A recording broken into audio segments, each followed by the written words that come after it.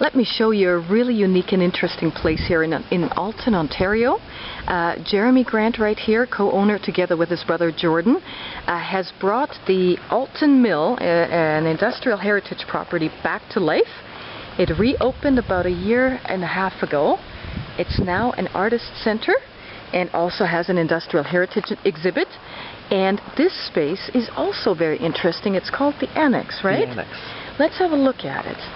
The Annex originally was the warehouse for storing wool. Okay. That was used for the manufacture of woolen products. It's a 4,000 square foot space, and about 15 years ago the roof had to be removed because it was no longer in sound condition. Yeah. And we kept it intact as much as we could, but a lot of the stone wall and the condition of the stone deteriorated quite significantly. A year ago we completed the restoration of the stone walls and added a concrete cap, which is integral to maintaining the structure for the future.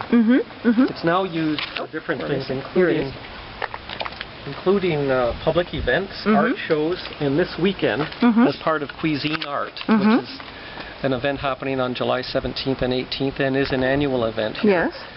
There will be a live outdoor theater performance by the Humber River Shakespeare Company of Taming of the Shrew. Nice. And that's going to be held right in here, in the Annex. So the stage will be over here somewhere? That's right. Okay. It's what is called environmental theater, in that it's set in the environment. It's very limited use of stage material and props, and focuses more on the setting that it's actually taking place in, as well as costumes. And the Humber River Shakespeare Company, they do use lighting because the performance is at night, but the lights are produced through electricity from batteries and solar power. Solar power, that's great. What an innovative way of doing it. And then in the middle of the Annex is our second feature that is themed after a canoe.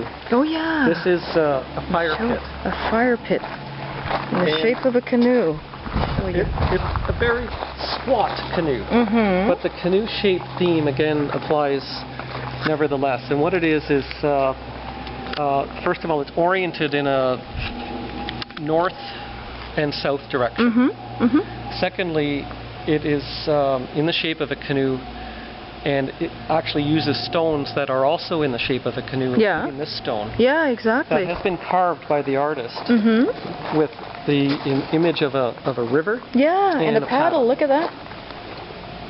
And the fire pit is a beloved thing. In the wintertime we've had events where we have community gatherings, and we've had a fire. It's also used for things as simple as roasting hot dogs. Nice. Oh, it's a great thing to have. And especially Canadians, I mean, they're very outdoorsy folks. They love camping, they love connecting with nature. And we're right, you know, under a canopy of trees almost here in the middle of the forest. So it's beautiful. What a great spot. Now, what do we have on this side? We've got some Inukshuk's. This is an evolving and ever-changing collection of sculptures. Last spring we had an event where we had a stonemason come in and give a workshop about stone balancing. So we had a huge truckload of stones brought in, and he taught people how to balance stones and then let people do their own thing. Create their own art. And people still do it every day, right? To this day, people come in here and do this. That's wonderful. From one day to the next, the piece of art may change. It's produced by real people and is a very fun activity.